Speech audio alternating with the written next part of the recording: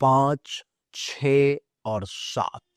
क्या 5, 6 और 7 फरवरी का समय आपके लिए कैसा रहेगा?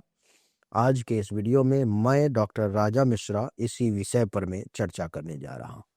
लेकिन सबसे पहले मैं आपको 5 यहीं पे लिख दूं, 5, 6 और 7 फरवरी, 5, 6 और 7 फरवरी का पंचांग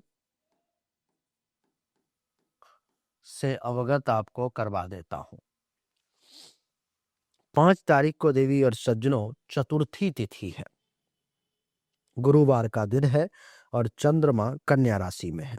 शुभ समय जो अभिजीत मुहूर्त है वो 12:13 पीएम से 12:57 पीएम तक का है और राहु काल 1:57 पीएम से 3:19 पीएम तक का। दिशा शूल जो है सो दक्षिण दिशा की तरफ है और 6 तारीख को पंचमी तिथि शुक्रवार का दिन चंद्रमा कन्या राशि में, शुभ समय 12:13 पीएम से 12:57 पीएम तक और राहु काल 11:13 एएम से 12:35 पीएम तक का और दिशा शूल पश्चिम दिशा की तरफ है। 7 तारीख को षष्ठी तिथि है, चंद्रमा कन्या राशि में रहेंगे। शुभ समय 12:13 पीएम से 12:57 पीएम तक, राहु काल 9:50 एएम से 11:13 एएम तक और दिशा शूल पूर्व दिशा की तरफ है। देवी और सज्जनों, ये पंचांग की मूलभूत बातें थी जो मैंने आपको बताने का प्रयास किया। इसमें 3 चीजें जो है सो बहुत महत्वपूर्ण है जिसे आपको भी समझना चाहिए। सबसे पहला तो राहु काल जो इन तीनों दिनों में बताया है वो समय अच्छा नहीं है, तो उस समय में किसी भी प्रकार का विशेष उद्देश्य से कोई भी काम शुरू ना करें तो बढ़िया रहेगा आपके लिए। एक नई सूचना, सर्वशास्त्र संगम अंतर्राष्ट्रीय सम्मेलन होने जा रहा है अप्रैल में। इसमें तंत्र मंत्र, ज्योतिष, वास्तुशास्त्र, कर्मकांड और भी अन्य विधाओं के देश दुनिया के जो बड़े विद्वान हैं वो आ रहे हैं। लेकिन वो तो बड़े विद्वान हैं, लेकिन मैं चैलेंज करता हूं आप सभी को जो ज्योतिष सीखने की इच्छा रखते हो या ज्योतिष में अपने आप को आप प्रकांड विद्वान कहते हो, आप जुड़े हमारे साथ। ये शास्त्रार्थ होगा सम्मेलन में और जो शास्त्रार्थ में जीतेगा उसको मिलेगा ज्योतिष रत्न सम्मान, यानी कि ज्योतिष रत्न से उसे अलंकृत किया जाएगा। और सज्जनों, 11 ज्योतिषों को ज्योतिष रत्न से अलंकृत किया जाएगा। इसलिए अगर आपके पास ज्ञान है, क्षमता है या आप जिज्ञासु हैं, अपने आप के बारे में लाइव परीक्षण करना चाहते हो, देखना चाहते हो कि कितनी सच्चाई है इस विद्या में, तो हमारे साथ जुड़े। नीचे डिस्क्रिप्शन में व्हाट्सएप ग्रुप का लिंक दिया गया है, उस पर क्लिक करें और हमारे ग्रुप में जुड़ जाएं और सारा अपडेट आपको मिलता रहेगा। जीवन का ये अप्रतिम अनुभव प्राप्त होगा आपको। आइए वीडियो को कंटिन्यू करते हैं। दूसरा आपको बताया मैंने शुभ समय। शुभ समय का अर्थ ये है देवी और सज्जनों, अभिजीत मुहूर्त जो बताया है, इस समय में आप कोई भी अच्छा बढ़िया विशेष काम शुरू करोगे तो प्रभु कृपा रही तो सफलता जरूर मिलेगी। और तीसरा जो है देवी और सज्जनों, हमने बताया आपको दिशा शूल। दिशा शूल का अर्थ ये है कि इस डायरेक्शन में जाना, इन 3 दिनों में जिस डायरेक्शन का बताया है उस दिशा में जाना शुभ नहीं है, खतरा से भरा हुआ है। इसलिए विशेष उद्देश्य से ना जाएं, क्योंकि अगर जाएंगे तो ज्यादा संभावना ये है कि असफलता मिल सकती है आपको। आइए अब अपन चर्चा को आरंभ करें और समझने का प्रयास करें कि कैसा रहने वाला है आपके लिए समय। चर्चा मेष राशि से शुरू करता हूं। मेष राशि वालों के लिए कुंडली के छठे भाव में प्रवेश है चंद्रमा का, जो ये दर्शा रहा है कि मेष राशि वालों को इन 3 दिनों में स्वास्थ्य में थोड़ी परेशानी जो है सो देखने को मिलेगी। विरोधियों से सावधानी रखने की आपको विशेष आवश्यकता मुझे प्रतीत हो रही है। कर्ज या मुकदमे से जुड़ा तनाव जो है आपको परेशान कर सकता है, इसलिए आपको सावधान रहने की सलाह देता हूं। मैं इसके बाद बात करूंगा वृषभ राशि की। वृषभ राशि वालों के लिए पंचम भाव में प्रवेश है चंद्रमा का, जो ये दर्शा रहा है कि प्रेम संबंधों में प्रगाढ़ता के योग है। पढ़ाई लिखाई में एकाग्रता बनी रहेगी। संतान से संबंधित प्रसन्नता देखने को मिलेगा और आप भी बिल्कुल प्रसन्न रहेंगे।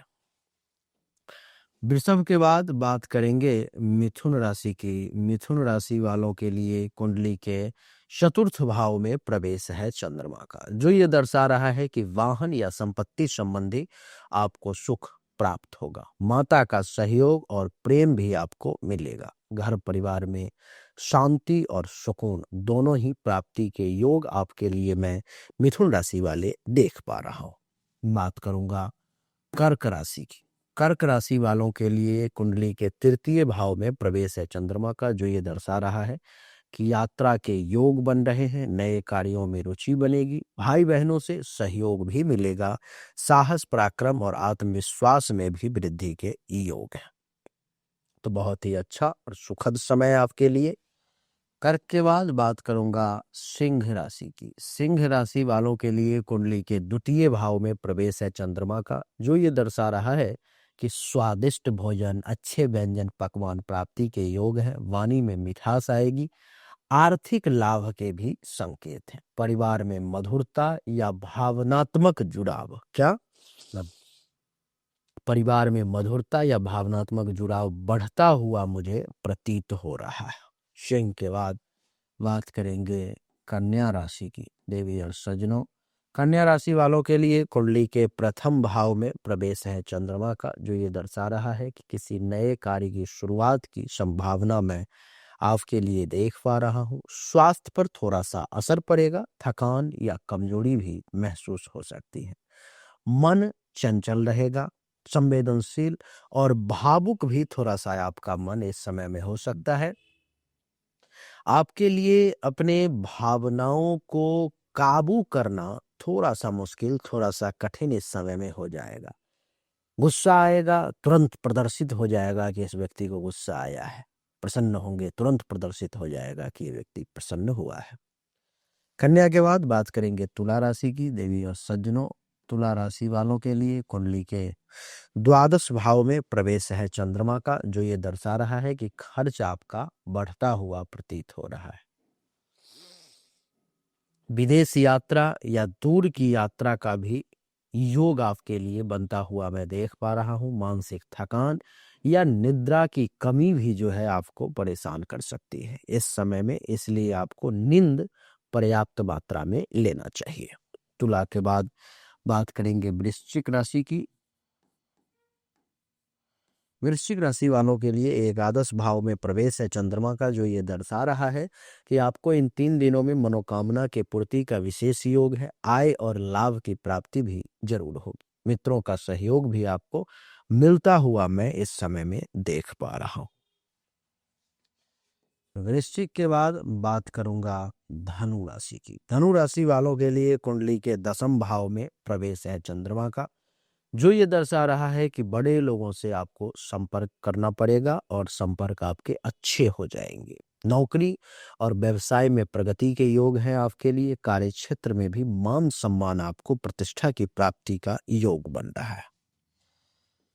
धनु के बाद बात करेंगे मकर राशि की। मकर राशि वालों के लिए कुंडली के नवम भाव में प्रवेश है चंद्रमा का, जो ये दर्शा रहा है कि पिता से सहयोग मिलेगा। धार्मिक यात्रा या पुण्य कार्य का अवसर भी प्राप्त होगा। भाग्य का भी सहयोग आपके लिए अच्छा मैं देख पा रहा हूं। भाग्य भरोसे भी कई सारे काम हो जाएंगे।